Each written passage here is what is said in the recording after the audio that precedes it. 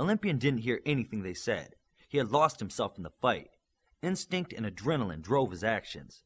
No rules, no thought, no pity. As the third one fell, Olympian didn't think about the number or even keep track. He just turned to the two remaining. "We need reinforcements! Send Burn!" One of the villains that was fighting Olympian said into a wrist communicator. She tried to strike the assassin with her blades, but he was too quick. He was able to get close enough to strike her. A simple punch to the arm made her whole arm go numb. She panicked. She knew what his power was. Paralysis. I have to stay away from this one, she thought as she jumped high into the air. One of her swords fell from her grip toward the ground.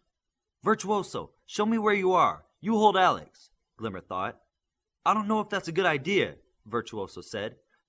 "Do it, and then use your mind control," Glimmer said as she flew the boy next to her. "What happened to my mom?" Alex asked Virtuoso. The leader's head snapped into the direction of Alex's voice. Virtuoso put a hand over the boy's mouth. The leader looked across at the backyards that all seemed empty. Virtuoso had made an illusion that they were not there. Virtuoso used her mind control powers to take over the leader and have her stand still. Her concentration was now split many ways. The party line, the illusions, controlling the villain leader, and trying to provide intel for everyone who was fighting. Glimmer engaged the other assassin. This one was not as talented as the one she had engaged. Glimmer's strength and speed soon had the best of this assassin. Her long sword was taking its toll on her lesser opponent. It only took a few seconds for She's regeneration to work feeling back into her arm. She looked down at her fallen sword and pulled it back to her hand. She then descended back to the ground to find the assassin with the paralytic touch. Olympian looked at the last wounded villain that stood in front of him. He dropped to his knees and started pleading. "Please don't kill me. I was only following orders. If I didn't, Vector would have killed me," the villain shrieked. "I saw what you did to that family," Olympian spat. "That wasn't me. I was just the backup. I fix the transport if it breaks. You've got to believe me." Olympian pulled back his chopper for the final blow and then hesitated. His brain started thinking. What made this man a villain? He asked himself. He regarded the dead villains around him and the missing roof of the mall that was in disarray around them. Olympian was struck from behind by a villain flying at supersonic speeds. The tackle knocked the wind out of him and made him drop his chopper. The two combatants skid along the mall floor like meteors as stone tiles shattered under them. This new villain was wearing a red and black costume and was close to 7 feet tall. Olympian found himself on the bottom of the tackle. The villain placed both hands on Olympian's face. Olympian screamed in pain as the hands started burning his flesh with a corrosive touch. Olympian tried to push this new villain off, but he held fast. It was quickly apparent that this big villain was at least as strong as he was. "Not so tough now, are you, kid? This is Burn, by the way." The villain Olympian didn't dispatch gloated as he stood next to the struggling Olympian. "One more thing. Before you die, I laughed when I snapped that lady's legs." Olympian felt a second surge of adrenaline come over him. He grabbed both of Burn's hands and forced them away from his charred face. Burn broke one hand free and placed it on Olympian's forearm. Burn's power wasn't strong enough to burn through the omnium armor. Olympian pushed a knee under Burn and was positioning him to be thrown. The other villain started kicking Olympian in the face while he struggled.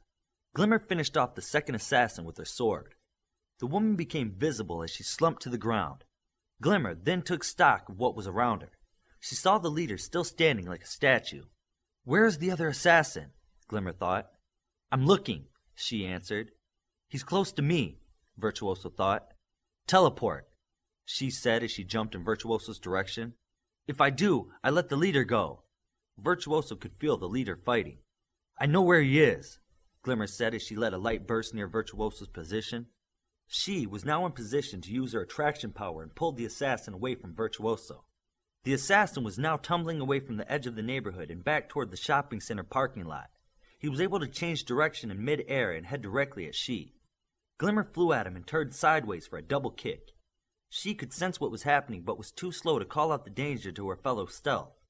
Glimmer sensed danger too, but ignored it as she struck the assassin with great force and sent him flying away.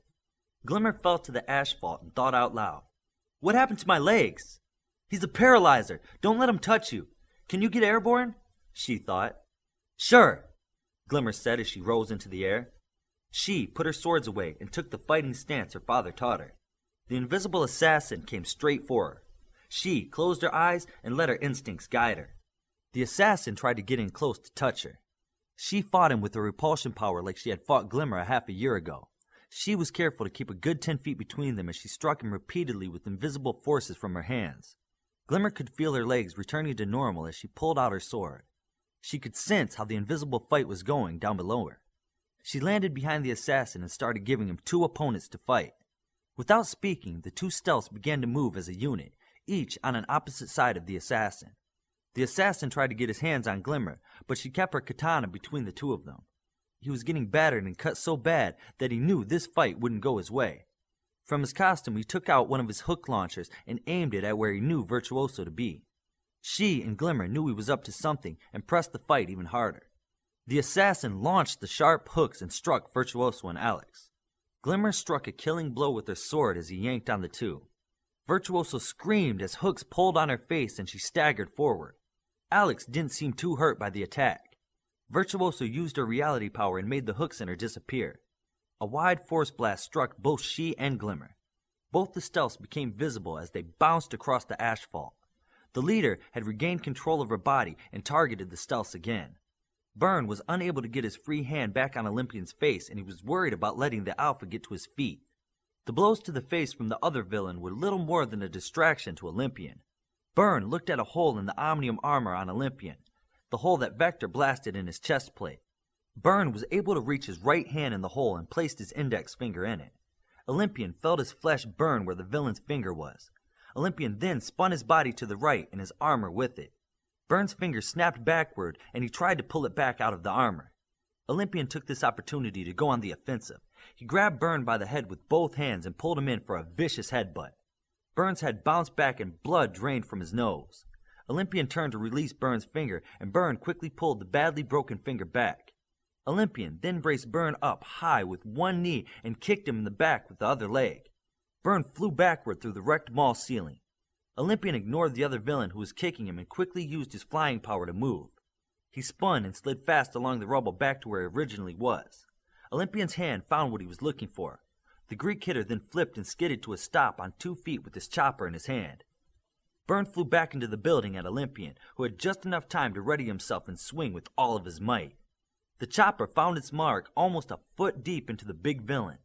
Olympian saw how it had entered the shoulder near the neck and continued into his chest. Olympian wrenched the chopper free and readied another strike. Byrne's eyes widened with fear as he staggered back. Olympian's eyes widened with rage as he stepped forward. The other villain stood back in disbelief as Byrne was cut down. The villain leader fired another force blast at the stealth. She then fired another one into one of the backyards where she knew Virtuoso was hiding. Virtuoso's illusion disappeared and she was knocked back and unconscious. Alex went tumbling across several backyards. "Hide, Alex!" Glimmer said as she flew at the villain leader like a rocket. Glimmer tackled the leader to the asphalt and ended up on top of her. Glimmer glowed bright as she started burning the villain as they wrestled. The leader was able to get a hand between the 2 of them and exploded Glimmer off her with a force blast. On breaking contact, Glimmer went invisible and took to the air. The leader fired at where she thought Glimmer would be again and again. Glimmer was nowhere to be found. The leader then howled in pain as she felt a deep slice across her back. Glimmer had executed a flyby with great precision. The leader ran towards Virtuoso's downed body and pointed her hands at the unconscious brain. "Give me the boy or I will kill her!" the villain leader yelled. Glimmer chose her ground carefully. She looked at the backyard that the villain was in and decided to take the ground farther from the house than where the villain was. Glimmer stood her ground and became visible. "If you kill her, you have nothing left to bargain with," Glimmer said calmly. "I have this whole town to bargain with," the villain said as she raised her hands to blast Glimmer. The villain's head rocked backward and she looked at Glimmer in shock. Glimmer could see the front part of She's sword sticking out of the chest of the villain. The villain looked down at the blade that pierced her heart and fell. On the roof behind the fallen villain, Glimmer saw She and Alex become visible. She still had her right hand extended and her left held Alex's hand. Alex stood on the roof, looking at the pink-haired girl that just saved his life. Olympian struck Byrne with his chopper several times even after he had fallen. He was making sure he would never have to fight this one again. Olympian then remembered the other villain who was there. "Is she going to be all right?" Glimmer asked She.